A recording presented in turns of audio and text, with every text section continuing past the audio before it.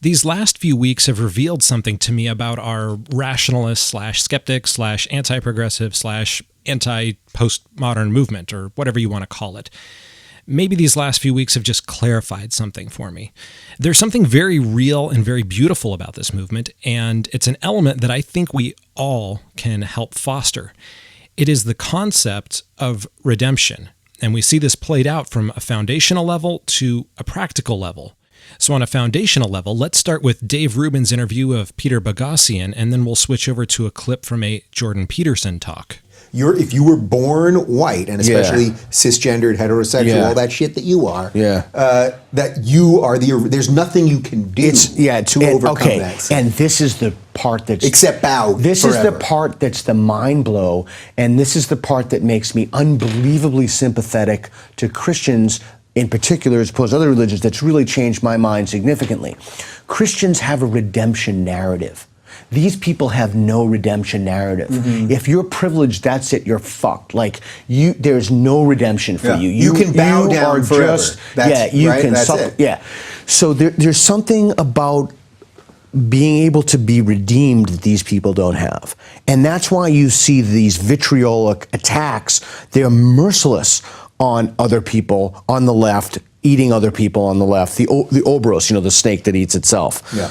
One of the things I've figured out is that we're all appalled when we run into another person who is not yet the Redeemer.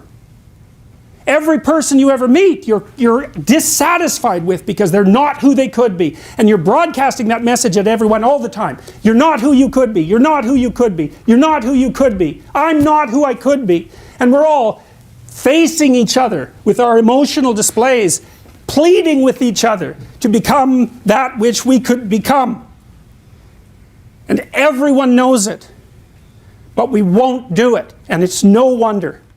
I find all this very interesting, that an atheist like Boghossian finds commonality and something admirable in Christianity, the concept of redemption, an important concept for Christians. Peterson embraces the idea that we are not redeemed, but we want to be. We want reconciliation with our fellow man, and our disappointment in others and in ourselves is that we are not always our best selves. The concept of redemption is the effort to become that which we could become. But of course, reaching out like this makes us extremely vulnerable. Conversely, the intersectional concept of privilege is a sin from which there is no recovery, as Boghossian said. Intersectionality does not have a redemption mechanism or a narrative, nor does it want one. Intersectionality makes me guilty of many sins because I am a white, hetero, cisgender male on the right side of the political center line, nuances notwithstanding. I am at the bottom of the intersectional caste system. This gives progressives and adherents to intersectionality a moral high ground over me, and thus power over me. I have yet to see a progressive surrender this power. In discussing this with some of my peers, they have not seen this happen either. The point here is that original sin in the intersectional caste system is a far cry from ideas of redemption that are common to, apparently, atheists, deists, and Christians alike on our side. The concept of original sin the progressive slash SJW types are embracing is the damnation for what people are. This is formalized in the idea of a Kafka trap. Not long ago, Ben Shapiro posted a link to Eric Raymond's blog where Raymond introduces the concept of a Kafka trap. A Kafka trap is a logical fallacy identified by Raymond where an accuser in a debate can ascribe guilt to another party in such a way that the accused cannot defend themselves or even be innocent. Raymond explains the name like this. It's from Franz Kafka's The Trial, in which the protagonist, Joseph K., is accused of crimes the nature of which are never actually specified and enmeshed in a process designed to degrade, humiliate, and destroy him, whether or not he has in fact committed any crime at all.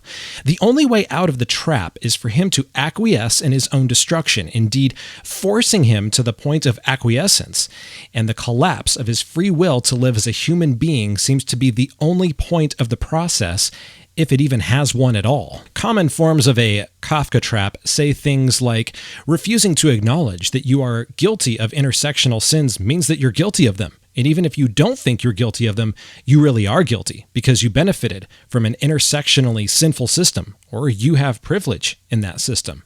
Notice the logic here. There's no way out. The only correct response is to, as Raymond puts it, acquiesce to your own destruction, or as Dave Rubin noted, to simply grovel. There is no concept or possibility of redemption here. This is the nature of the postmodern progressive SJW ideology. So how do our concepts of redemption and their concepts of original sin play out in the real world? The big event of June 2017 was VidCon. After the red pilling of Lacey Green, I had a feeling it would be interesting with so many different people all in one place. I was not disappointed, and I hope you weren't either. Sargon posted this photo. I have to admit that not only was I shocked, but it gave me the warm and fuzzies, even more than the Xbox One X trailer. Look at their faces. There's something beautiful there. The next day, Lacey went on Twitter and posted 2 videos where she elaborated on just how beautiful that moment was, a moment of apology, forgiveness, and really redemption. She did it for herself, and the maturity demonstrated by both her and Sargon was, in my opinion, absolutely stellar. The response from our side was predictable. Aww. It was generally positive and very happy. In a way, this reconciliation and redemption is a one-way street. Rationalists can offer it to people like Lacey, and Lacey is red-pilled enough to want to offer it to Sargon. Conversely, Steve Shives has no desire to extend it to Lacey or anyone else. SJWs cannot offer it to rationalists. Based Sikh overlord Bunty King criticized the haters in this Twitter video. Hey, listen, this message is for all the feminists and all the SJW types that are messaging Lacey Green right now, all pissed off at her because she's, a little buddy-buddy with Sargon. Took a nice photo with him. It was a really beautiful, heartwarming photo. We loved it, man. We were all out together. It was fucking great. All right?